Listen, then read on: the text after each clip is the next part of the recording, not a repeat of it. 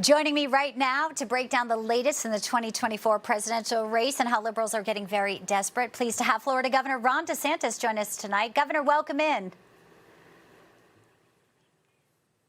Good evening. How are you? I'm doing really well. I mean, it's amazing how they're trying to spin Kamala. Look at the magazine, New York magazine, Kamala, the cover there. I'm like, Kamala not.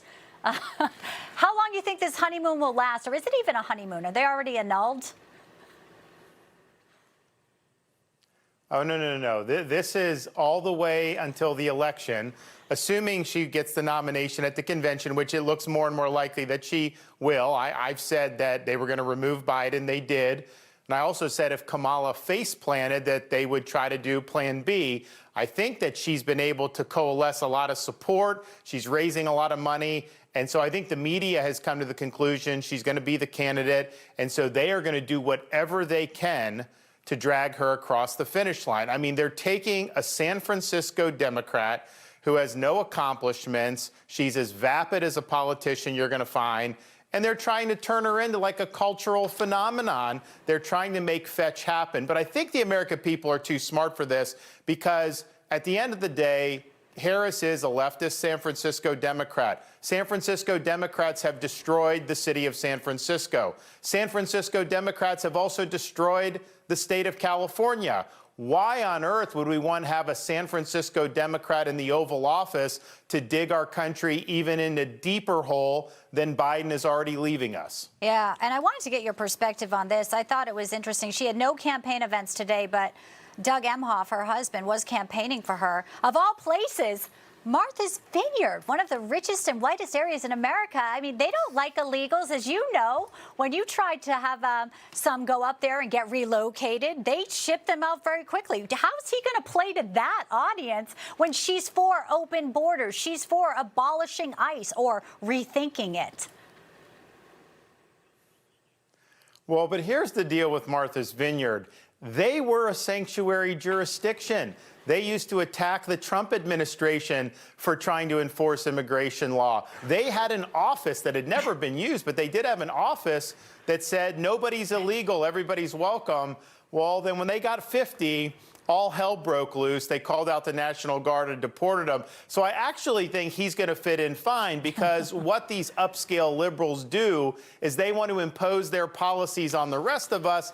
They just don't want to have to deal with the consequences. And so I think a President Kamala will absolutely allow open borders, but she will protect her buddies in Martha's Vineyard from the illegal immigration. Yeah, and you know, they're picking up some checks there. That's what this is about as well. I want to play a little clip from CNN. They actually say some big names are on this Zoom for her, a bunch of, they say, white dudes. Let's get your reaction after this.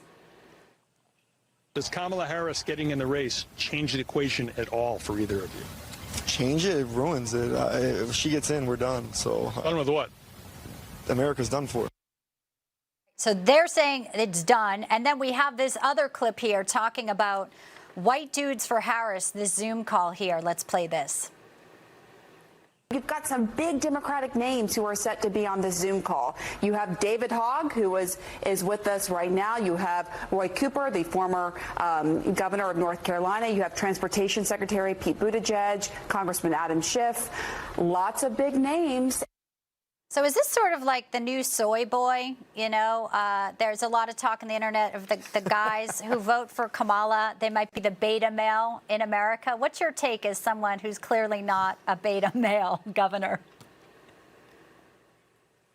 Well, you know, it's interesting. They have these separate Zoom calls based on whether you're skin color, you're male, you're female, and they're really right out of the gate just divvying everybody up on the basis of race and gender. And I think that's not what Republicans stand for. We treat people as individuals. We're not going to put people as members of groups. But I think it's interesting, those first two guys that you showed from CNN, because Biden obviously was a dead man walking politically after that first debate. He was not going to win the election. Yeah. I think everybody knew that. So the Democrats actually had a chance to reset the race, I think, in a more fundamental way by taking somebody that wasn't a part of the Biden-Harris administration. Because at the end of the day, yes, people thought Biden was too old, but Americans also think his policies have failed. So by putting Harris, they're putting somebody that's even more liberal than Joe. And she owns all of those policies, the failed border, the inflation,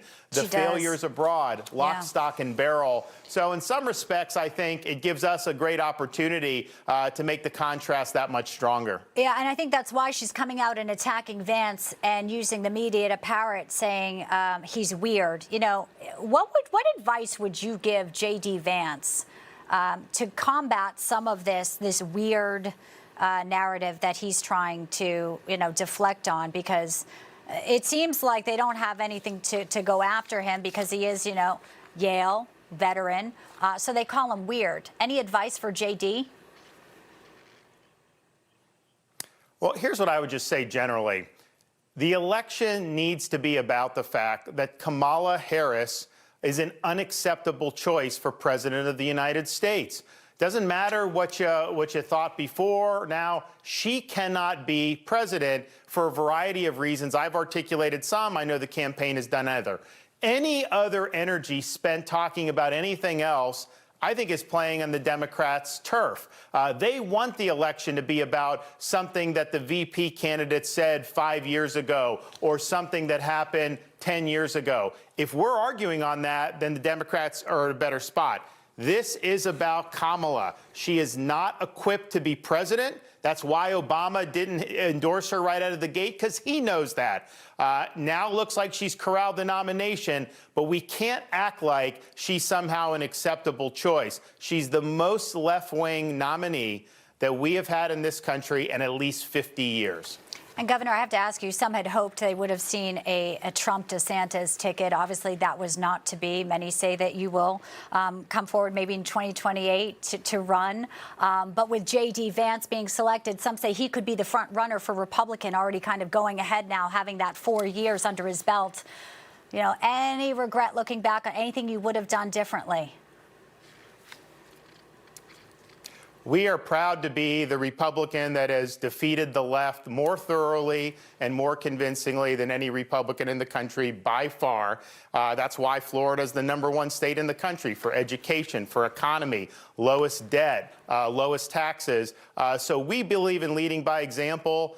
We believe in getting things done. But ultimately, you do that by not worrying about elections 2-4 years plus in advance. You worry about what you can do right now to actually deliver big results. And so my hope is that we're successful in 2024 and that Republicans actually capitalize on the opportunity. Because I can tell you, I've watched the Republicans have the House now since 22.